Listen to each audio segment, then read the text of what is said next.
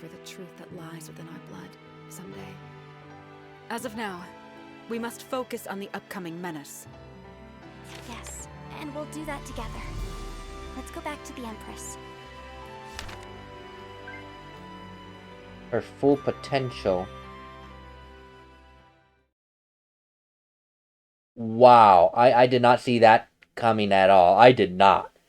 I figured maybe she took his eyes, but I did not expect... I totally forgot they were red eyes. And then when it came up to this point, it's like, oh my god, the implications just went boom! Wow, so you took them back, but at least now I've gotten back what you originally taken from me. Somehow, the Demon King and Shiori's eyes were switched. So now, he can't see, physically speaking, but now can actually sense malice. What happened in the past? What happened? I feel like something definitely happened. Obviously. That the Demon King managed to, in this case, temporarily lose his powers. Part of his powers. The power of sight. Malice. I hope to explain this, and well, because I am invested in this idea right now. I am totally invested in where this is going. Huh. Where is everyone? I didn't expect to find this room empty. Well, almost empty. Locos? No, it's not Locos. Oh, it's Onier. If you're searching for the Magnolians, they've gone to pick up a guest. They'll be here soon. Hello, Nini. If the past days hadn't been so crazy, I would be extremely surprised at your red eyes, Shiori. I can't blame you. So much has happened. But I'm happy to see you again, in every sense of the word. I share the sentiment. So, how did it happen? We should probably wait for the others before discussing this. Yeah, I'd rather explain this once and not 10 times. Nini, what about your memories? You really scared us back then. I can't recall the events very well since I was mostly unconscious, but wasn't he possessed as well? You see, there's so many moving parts here. There's Shiori, who either I would assume her ancestors, stole the Demon King's sight of malice, and somehow she got it. And now here is Onier, who, by the Demon King's words, is the Demon King's scion. A curse upon his bloodline that only now got broken because of the Mana Crest. So, the Mana Crest must have something to do with the Demon King's weakness. But we don't know what, because it's able to break a curse from the Demon King. And what exactly did Onier's ancestors do to facilitate the need for Demon King to curse the bloodline? All three of us with some relation to the Demon King are here in this room. The question now is, what is that connection? Besides the fact that the Demon King has had some influence or power on each one of these three. There is some connection here that's not being mentioned. I don't know much either, as usual. But I haven't shown any symptoms for a while now, so they untied my hands. That's incredibly relieving. Welcome back, Your Highness! Oh. Greetings, Your Holiness! Oh god, I was not expecting the multiple echoes of people. Seems like Ria and the others are back. Wait, did they just say Your Holiness? Hey, be a good boy, you. This is a very important meeting.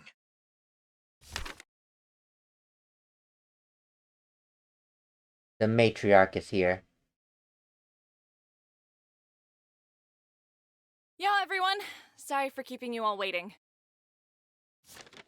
Whoa, whoa, whoa! Shiori, your eyes! Did you accidentally sprinkle some chili powder on them? He made blind even worse, man. Shut up, Kristoff. Can't you stop going from quite witty to extremely stupid in the space of a moment? No hurries, that was funny. I needed a laugh. So, before proceeding any further, allow me to introduce none other than Her Holiness Soraya, Matriarch of Pylum. Wait. Is Soraya one of... Maybe I'm just crazy, but... Thank you for inviting me, Empress Phoebe. I must say the palace is welcoming as always. Your Holiness. Long time no see. I followed the vassal of the Demon King as you requested, Although I see that many things have changed since then. Oh, my sweet child. It must have been hard for you. And you must be Lady Faratras Hoikade. A pleasure to meet you. Likewise, Your Holiness. You're truly a beautiful young woman with a tenacious look. Just as everyone seems to describe you. She has a kind of gentle aura. She really puts me at ease. I'm sorry to interrupt this pleasant meeting, but as you know, the matter of the Demon King is very urgent. I would like to bring the following topics of discussion to the attention of the Assembly. Firstly, the case of Helios, of course. Of course. That's the main reason we're all here. Secondly, we shall talk about Sir Ornir and the Monocrest. Me, huh? Well, that had to be expected. And finally, well, this wasn't in the original plans, but we can't ignore your eyes, Shiori. that's fine by me.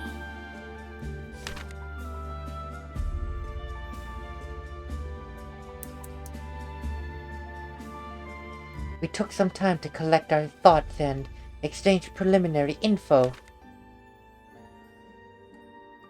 Oh my god. I really hate it. This was such a nice, bombastic moment, and then no voice. Oh my god. Great, I got another person to voice in my very terrible inflections. From what I heard from her, though, with the calming aura, very pleasant.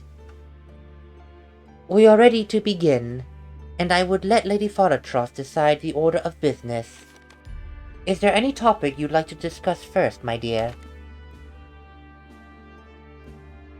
Well, first things first, the Demon King. Helios, huh? The last time he came here, he seemed like a pretty normal guy. That treacherous fiend has deceived us all. I will not easily forget such insolence. You have traveled with Helios, all of you. Has he ever shown any particular signs? Any weaknesses? That's a hard question. The only memories I have with Helios are... Don't overthink it, Faratros. I'm sure it's tough for you. Thank you, Ria. He really was like a brother that I had slowly grown attached to. I see. So he was perfectly capable of mimicking the most complex human emotions, and even manipulating them. Anything else? He seemed to have a certain social anxiety, and he didn't like places that were too dark and cramped. Curious. Maybe it reminded him of all the times he had been sealed inside the vassal. That cell he had been locked in by Queen Mooney. Was it a metaphor, then? A metaphor? Oh my, are you suggesting that he gave away hints of his true feelings? You know, that's actually quite possible. That'd be so unexpectedly human, don't you think? Ironic. Wait a moment. But for him to be able to create such a perfect emanation of his power in the form of a human, what exactly is the Demon King anyway? Even in his perfected form, he didn't transform into a monster. He still looked like a human. We don't know much about him, unfortunately, except that he appeared out of nowhere 60 years ago. Human or not, he betrayed me and destroyed my country when I trusted him the most. I will never forgive him. Never!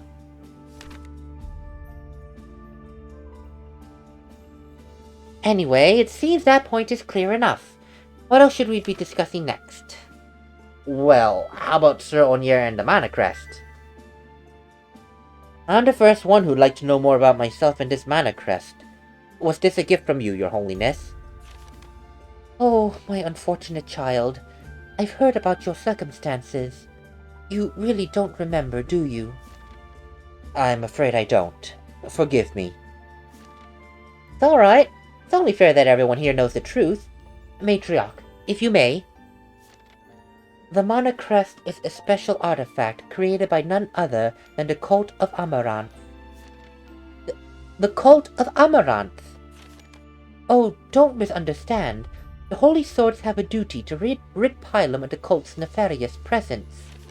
We've had 2 copies confiscated throughout history. They're very rare, you know. I knew that much, and I was surprised that one of them ended up in Suzaku's hands. Even I wasn't aware of its true origins. But it's no wonder that the princess's spies and tacticians had it figured out.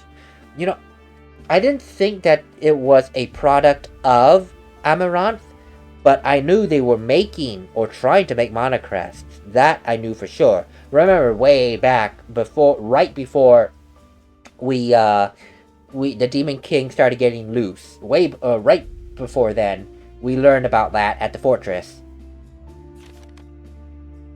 Although, neither Ria nor I know why it was given to him, of all people. I would like to know that too. I think you're forgetting something important, dears. It's the Mana Crest that chooses its own user. Not everyone is compatible. What is this, Harry Potter? The wand chooses the wizard? It's just screamed Harry Potter to me, I'm sorry. As for why a Mana Crest was given out in the first place, well, it was to test a hypothesis. A hypothesis? Correct. We gave the other Mana Crest to a very good scholar who resides in Lazalis. Thanks to her, we found out that the Mana Crest is able to absorb any kind of magic. Even demonic magic. You mean Miss Iapana? She saved my life when the demon's influence was getting stronger and... Oh. Well, I'm starting to understand the full picture now.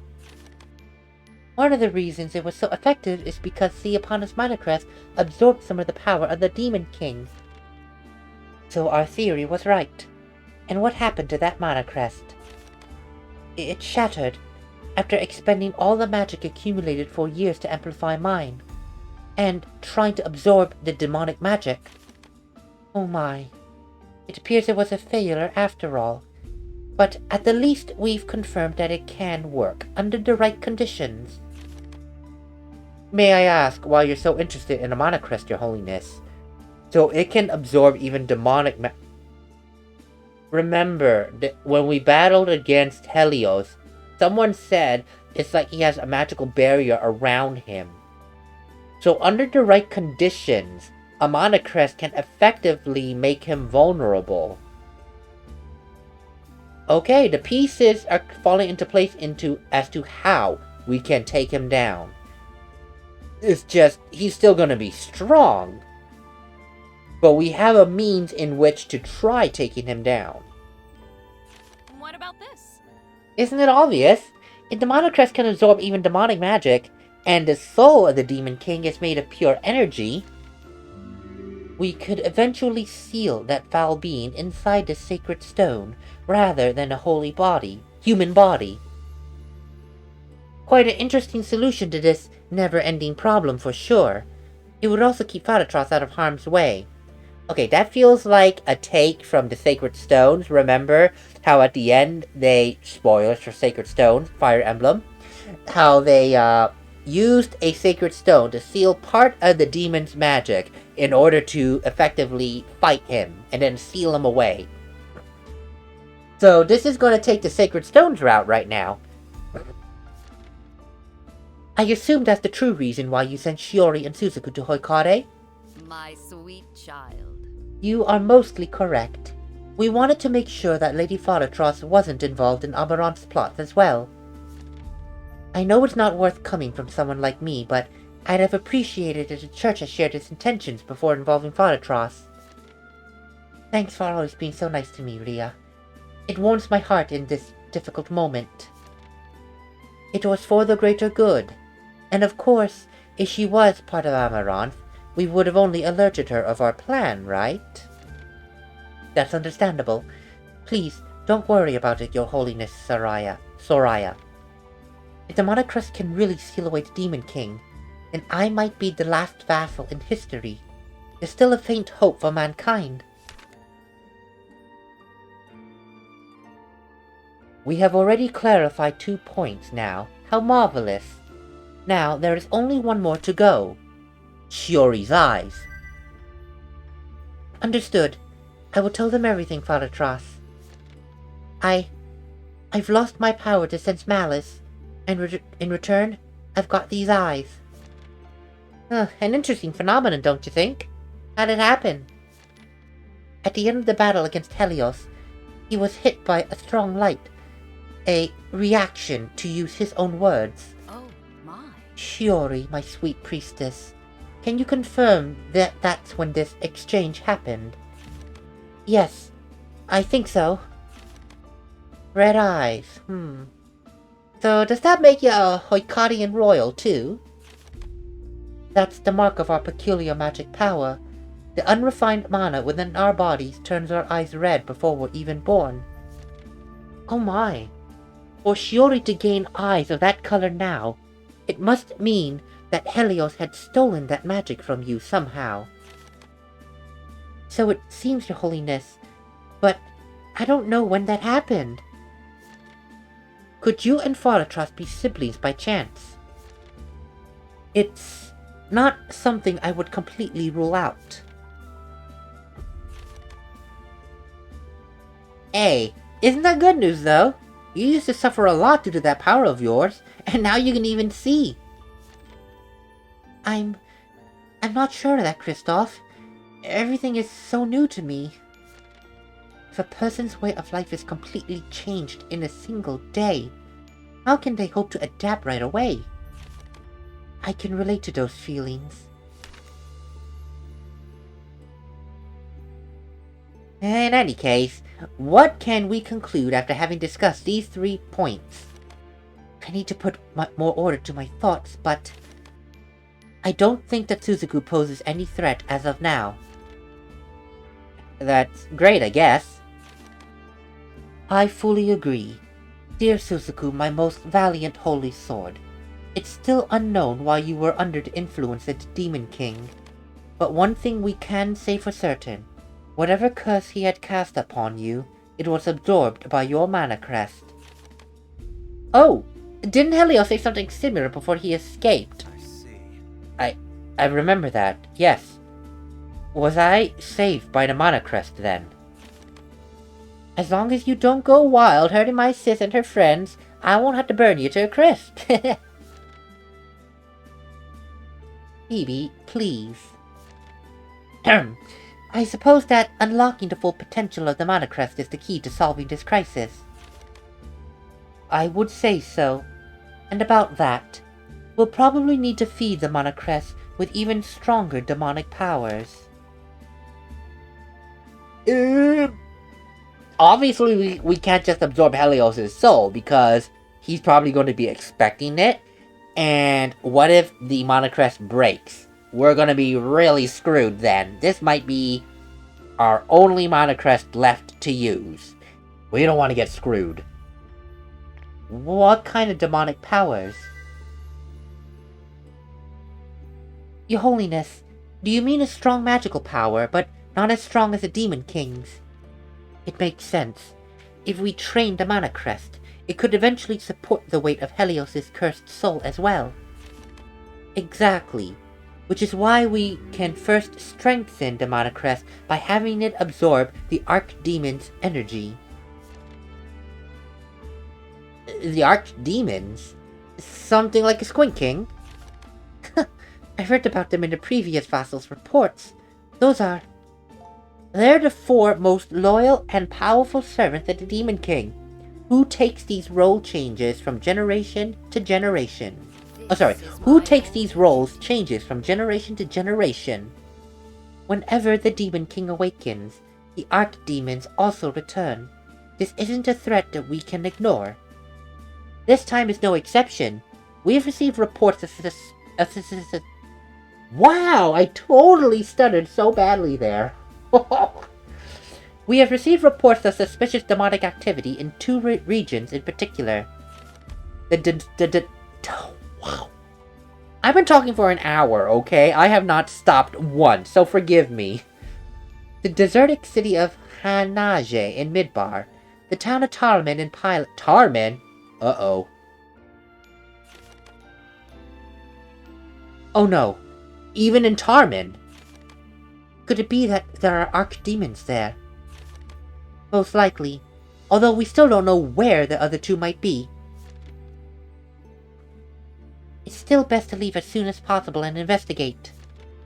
Yes, time is tight. However, I advise against dividing your forces, dears. These are formidable enemies.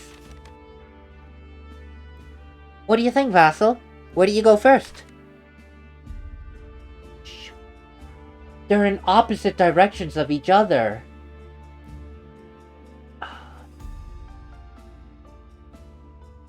They are in complete opposite directions of each other. Pylum and Midbar.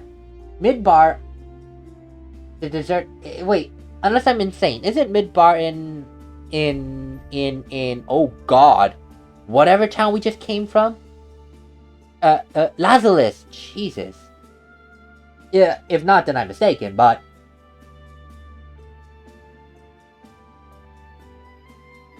you know. Let's go to Hanage first, because Pylum does have a military presence, for sure. And isn't Midbar a city of scholars? They're not fighters. So, I think at least Pylum can hold their own for a little bit. City of Midbar, the city of scholars, they might need some help, like, ASAP. So, Hanage. I need to think carefully about this. I can't go back on my word. I think so, yes. Not to mention, I just realized, City of Scholars. Now, it might be a bit of a long shot in terms of gaining good knowledge, but what if we can learn something about previous vassals, about the Demon King from 60 years ago when he first appeared? What if we can learn something there? In the City of Scholars, basically the library city. There has to be something we can learn there to gain an advantage here. There has to be. I believe we should go to Hanage. It's time for me to return there, huh? Fate can be truly ironic sometimes. Does Rhea have any unfinished business in Midbar? I'll pair you up with some of our best mercenaries then. Sounds like a plan. And once we're done there, we'll go hunt the other archdemon. Yes, of course. Is anything the matter, Shiori dear? No, it's just that everything's happening so fast. Father Tross and I still need time to process the recent events. And I'm sure the others aren't doing well either. Our mana generation may be affected by our mental state. This is something we all need to keep in mind, yeah, but at the same time we can only entrust this mission to you. My thoughts are still a mess, and my feelings in total turmoil. Betrayed by the one I called brother, and who destroyed my kingdom, I feel the weight of all the vain sacrifices I have made so far. When I think about what will happen once this conflict is eventually over, I just want to cry. However, Shiori, your words earlier instilled courage in me. They gave me a faint hope for the umpteenth time. It's going to hurt, but we can do this. Together, we will face this challenge as well. My sister... Sister? Holy Father, I've never seen someone blush so much. Granted, she could be a cousin or some distant relative, yes, but I can't shake off this feeling that she's more than that. Since we're family now, we might as well play the part. That's the spirit, folks. We can bask in each other's strategies once this is all over. We have a word to say first. Be cautious, my children, and in all things, know that the Church of Pylum has your back. The same applies to Magnolia, of course. You wouldn't even notice all the problems we'll solve in the shadows for you. Everyone, I appreciate it. I'll try my best. And thank you, Fa. That nickname sure brings back memories. It's time to open the curtain on the last act of this story. Wow. This is called an interlude chapter, but man, what an information bomb. And I've been talking non-stop for a whole hour. I was expecting like half an hour, but then I got so invested in this interlude story that things just kept going and going. It's like, we learned so much in this so much. We learned that the Demon King does have a weakness, the mana crests. We learned that Shiori, some time ago, the Demon King stole her powers, whatever powers that is. But remember, the Hoikari and royal family, as Father Trust has just said, they have this mana power in them, that the raw mana energy that messes with their eye color. So there's that. So, and Helios did say, you took them back. So those are clearly Shiori's eyes. So she has some relation to the Hoikarian royal family. And now we have archdemons, which I guess kind of goes into play with Final Fantasy VII. The weapons, remember? When the black material was used, all the weapons just woke up and started causing rampage. So now we're dealing with the weapons of Final Fantasy VII, the archdemons. So there's a lot of moving parts here, taking references from Fire Emblem, Sacred Stones, Final Fantasy VII. We're seeing a lot of references going on. And the Mana Crest. The wand chooses the wizard, Harry Potter. Mr. Potter. The Mana Crest chooses its user, my dear Onier. But man, it's so much information, and I just could not stop going. But now I have to, because my voice is dead. It's going towards shot. Oh, but it was a lot of fun to just unearth all this. It was just so much fun. And I hope you were all able to keep up with me in this past hour that's going to be chopped into 3 episodes. And now I rest.